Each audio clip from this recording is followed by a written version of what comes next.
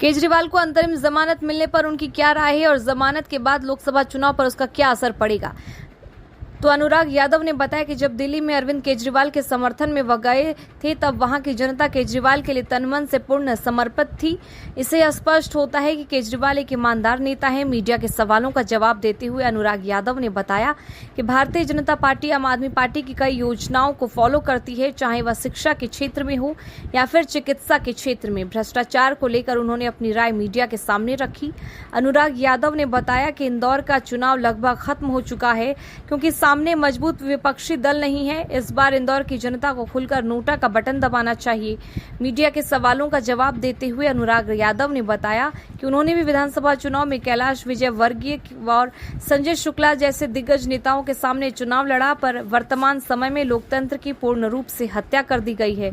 अनुराग यादव ने बताया कि जो लोग भाजपा में शामिल हो रहे हैं वह दबाव और प्रभाव में शामिल हो रहे हैं। उन्हें सीबीआई और ईडी का डर दिखाकर भाजपा में शामिल किया जा रहा है।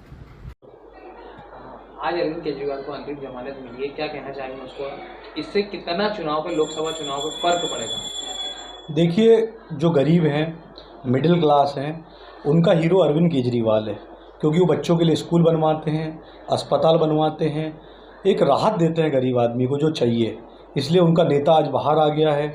सब जानते हैं कि उनको गलत तरीके से बंद किया था। जो पीएमएल कानून है उसके तहत भाजपा में हेरफेर करा था कि आपको जब तक इनोसेंट नहीं होते हैं तब तक आप अपराधी नहीं हैं। चूँकि अब बोलेंगे कि सुप्रीम कोर्ट ने जमानत सशर्त दी है, तो अभी सप्लीमेंट्री जो केजरीवाल जी की है वो जमा नहीं है, उन पे अभी मुकदमा सुप्रीम कोर्ट पे चालू नहीं हुआ है।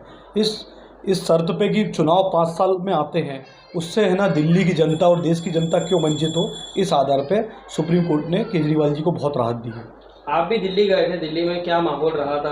आप भी सपोर्ट करने के लिए केजरीवाल जी को गए थे, किस तरह का वहाँ पर माहौल रहा केजरीवाल जी को देखते हुए? क्या जनता का रुझान है? देखिए, हमेशा केजरीवाल जी की दिल्ली हमेशा रही है और वो माहौल धीरे धीरे देश में आ रहा है। मैंने पिछले जब सवाल में आपको बताया कि गरीब आदमी और जो मिडिल क्लास है, जिसको आशाएं एक ही नेता से हैं, वो केजरीवाल जी हैं। भाजपा आप पार्टी की कई योजनाओं को कॉपी कर चुकी है, उसको लेकर कभी आप लोग आवाज़ नहीं उठा पा रहे हैं? जैसे सीएम राइज स्कूल जो है अरविंद केजरीवाल की योजना थी, वो भी आज के टाइम में मध्य प्रदेश में लागू, और वो भाजपा अपनी योजना बताती है, उसको लेकर देखिए, अरविंद केजरीवाल ने जब राजनीति चालू की थी तो वो राजनीति करने नहीं आए थे, राजनीति बदलने आए हैं। जब से अरविंद केजरीवाल जी की पार्टी और वो राजनीति में एक्टिव हैं, तब से सब राजनीतिक दलों का एक शिक्षा और स्वास्थ्य पर बात करने लग गए हैं। तो आम आदमी पार्टी का तो काम हो रहा है। जो सोचा था अरविंद जी ने, वो अब ये पार्टियां मजबूर तो हुई सोचने के लिए। ये तो कभी सोचती नहीं थी कि शिक्षा देना है, स्वास्थ्य देना है। आज एक नागरिक अपने मूलभूत जो अधिकार है उस पर बात करने लग गया है, तो ये बहुत बड़ी उपलब्धि है आम आदमी पार्टी की। दूसरी बात, जो कॉपी की बात आप कर रहे हैं वो अच्छा है, जनता को फ़ायदा मिलना चाहिए। अब सीएम राइज स्कूल हैं या जिला अस्पताल जो बना रहे हैं, ये इसलिए बना रहे हैं कि भ्रष्टाचार कर सकें। जो टेंडरों में देरी होती है, जो स्कूल का टाइमिंग है, जैसे दिल्ली में हमने ब्रिज बनाया था, वो मात्र 250 करोड़ रुपए में बना था। क्योंकि यहाँ जो ब्रिज बनते हैं वो लाखों करोड़ों की लागत में पहुँच जाते हैं डिले करते करते। तो ये भ्रष्टाचार के लिए कर रहे हैं। अस्पतालें, बिल्डिंग तो बहुत बनती है मध्य प्रदेश में, क्या उनमें डॉक्टर्स हैं, नर्स हैं? और हमेशा एम्बॉय रेफ़र कर देता है बॉम्बे हॉस्पिटल के लिए। तो ये चीज़ है कि हम सुविधाएं दे पा रहे हैं कि नहीं। वो स्कूल दिल्ली में भी हैं, वो स्कूल यहाँ खुलेंगे, उनसे बच्चों के रिजल्ट क्या वो आईआईटी फाइनल फाइट कर पाएंगे, नीट फाइट कर पाएंगे, या कोई भी जो एग्ज़ाम है कॉम्पिटिटिव, वो मध्य प्रदेश के स्कूल फाइट कर पाएंगे जो दिल्ली के फाइट कर रहे हैं। भ्रष्टाचार को लेकर क्या कहेंगे कि जैसे आपने अभी जो पुल का बताया है, अरविंद केजरीवाल ने अपना एक पुल जो था उसको रीटेंडरिंग करके 100 करोड़ रुपए बचाए थे, तो क्या लगता है कि मध्य प्रदेश में भी या भाजपा सरकार को ऐसा करना चाहिए कि जो उनके टेंडर हाई हो जाते हैं उसको वापस रीटेंडर करके उसको कम बजट में लाना चाहिए? देखो, ऐसा है कि इन लोगों ने तो व्यापार बना रखा है। ये कथाएं, भंडारे, जिसमें जो मिडिल क्लास है वो धर्म के नाम पे हम वोट एक्टिव कर सकें। कभी स्कूल के बारे में बात नहीं होती, विधायक कभी स्कूल के बारे में बात नहीं करता है, मंत्री कभी विधायक। अभी जो सनराइज स्कूल हैं, इनमें इन्होंने क्या बताया किस तरह से जो एजुकेशन दी जाएगी, वो मैंने अभी पहले बताया कि फाइट कर पाएंगे। यही उत्तर है मेरा कि इस तरह से किस तरह से ये मतलब मैनिफेस्टो में कभी बताते नहीं है। अभी जो भाजपा का मैनिफेस्टो है उसमें कुछ भी नहीं है, 2047 की बातें हो रही हैं और वो पीछे पड़ रहे हैं कांग्रेस के मैनिफेस्टो। लेकिन हम बात कर रहे हैं अरविंद केजरीवाल की, कि एक मिडिल क्लास और गरीब आदमी का हीरो अरविंद केजरीवाल है। इंदौर की जनता दो धड़ों में बढ़ चुकी है। बीजेपी कहती है बीजेपी को वोट किया जाए, कांग्रेस कहती है नोटा को वोट किया जाए, अन्य उम्मीदवार हैं वो उनके लिए फेवर में है। आप किसे फेवर करेंगे? क्या आपकी माइंड ऑफ टेंडेंसी है? देखिए, इंदौर का चुनाव समाप्त हो चुका है।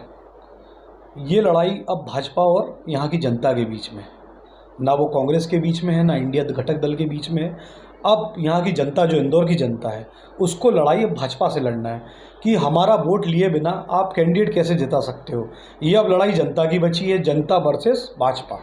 क्योंकि भाजपा ने, उन्हें पता था, जीत रहा था, लेकिन हमें अपना वोट देने का अधिकार तो होना चाहिए। हमें कांग्रेस को देना है, भाजपा को देना है, नोटा को देना है, निर्दलीय को देना है, तो जनता डिसाइड करेगी, मालिक जनता है। लेकिन इतना घमंड है भाजपा को कि वो सूरत में ऐसा कर रहे हैं। आपने देखा होगा लोकतंत्र की हत्या चंडीगढ़ में भी हुई, जिसमें माननीय सुप्रीम कोर्ट ने जो आदेश आज केजरीवाल जी को दिया है, वही आदेश से मेयर बना वहाँ पे। तो आज इंदौर की मैं बात करूँगा, जनता की और भाजपा की लड़ाई है, जिसमें जनता को जीतना है नोटा दबा के कि हम आपको पसंद नहीं कर रहे हैं, यहाँ पे फिर से चुनाव होना चाहिए। आपने भी पिछली बार विधानसभा में कैलाश विजयवर्गीय, संजय शुक्ला जैसे दमदार नेताओं के सामने चुनाव लड़ा था, तो आप क्या लगता है कि इस बार ये जो कांग्रेसी कैंडिडेट को अपनी पार्टी में शामिल किया गया भाजपा में, तो आप कहीं ना कहीं मानते हैं कि ये पूरे शहर में या मध्य प्रदेश में लोकतंत्र की हत्या है? देखिए, जब मेरा टिकट हुआ था तब मैंने एक ही फोकस किया था, मुझे गरीब और मिडिल क्लास के बच्चे दिख रहे थे कि मुझे स्कूल बनवाना है, मुझे अस्पतालें बनवाना है, मुझे अपनी विधानसभा को विकसित करना है। इसके अलावा मुझे ना भाजपा के कैंडिडेट दिख रहे थे, ना कांग्रेस के। अब जो कैंडिडेट गए हैं, मैं ये जो भी दल हैं, मैं उनसे कहूँगा कि एक कट्टर कार्यकर्ताओं को टिकट देना चाहिए। ऐसे लोगों को टिकट नहीं देना चाहिए जो पैसे से बड़ी कारों से घूमते हैं, 14 लाख की घड़ी पहनते हैं, और बड़े बड़े नेता। आज हमारे कई कांग्रेस के कार्यकर्ता हैं जो ज़मीन पे मेहनत करते हैं, उनको टिकट नहीं दी गए। लेकिन हमारी पार्टी हमेशा ज़मीनी कार्यकर्ता को टिकट देती है, जिसका फलस्वरूप में ना बिका ना डिगा। क्योंकि मुझे भाजपा की भी चिंता नहीं है, ना कांग्रेस की है। मुझे इंडिया की चिंता है, मेरे भारत की चिंता है, मेरे प्रदेश की चिंता है, मेरे इंदौर की चिंता है, मेरी विधानसभा की चिंता है। जिसको इस तरह की चिंता रहेगी वो कभी नहीं टिकेगा, ना कभी बिकेगा। अभी लेकर कहा जा रहा है कि भाजपा में दो फड़ देखी जा रही है कि भाजपा की अब की राजनीति और पुरानी राजनीति में बहुत अंतर आ चुका है। क्या कहेंगे उसको लेकर? बिल्कुल सही प्रश्न है। जो पुरानी भाजपा थी वो अटल जी की भाजपा थी, उमा भारती जी की भाजपा थी, सुषमा स्वराज की भाजपा थी, अरुण जेटली की भाजपा थी, प्रमोद महाजन की भाजपा थी। अभी कुछ माफियाओं की भाजपा है जो अडानी अंबानी के लिए कुछ काम करते हैं। कुछ चंदे वाले माफियाओं की पार्टी है भाजपा।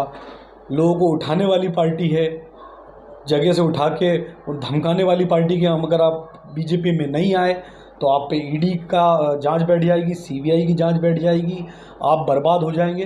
तो आदमी है ना, जो भी भ्रष्टाचारी है वो तो बिल्कुल भ्रष्टाचार करे हुए बैठा है। वो सोचता है जेल जाने की बजाय हम भाजपा में चले जाएं, वहाँ सम्मान भी मिलेगा और हमें और भ्रष्टाचार करने का मौका मिलेगा। भाजपा में शामिल होने को लेकर आजकल एक कहावत चालू हो गई है कि भाजपा में कुछ भी भ्रष्टाचार करो, भाजपा में शामिल हो जाओ, आप गंगा में डुबकी मार के शुद्ध हो जाएंगे। इसको लेकर आप क्या कहेंगे? देखिए, अगर आपको जेल नहीं जाना है, अगर आप भ्रष्टाचारी हैं तो भाजपा में जा सकते हैं, और आप कट्टर ईमानदार हैं तो जेल जाना चाहिए। क्योंकि हमारे क्रांतिकारी भी जेल गए हैं, सुभाष चंद्र बोस जेल गए हैं, भगत सिंह जेल गए हैं, चंद्रशेखर आज़ाद जी जेल गए हैं, गांधी जी जेल गए हैं, अरविंद केजरीवाल जी भी जेल में हैं, संजय सिंह जी जेल गए हैं, हमारे मनीष सिसोदिया जी भी जेल में हैं। तो जो ईमानदार व्यक्ति रहेगा उसको किसका बात का डर? सांच को आज का, आज ना कल हमें क्लीन चिट मिलना ही है कोर्ट से, माननीय सुप्रीम कोर्ट हमें क्लीन चिट देगा। तो हम भाजपा में नहीं गए, हम जेल जाना बेहतर समझते हैं। ठीक, आपका परिचय? मैं अनुराग यादव, युवा संगठन से जिला अध्यक्ष, पूर्व विधायक प्रत्याशी।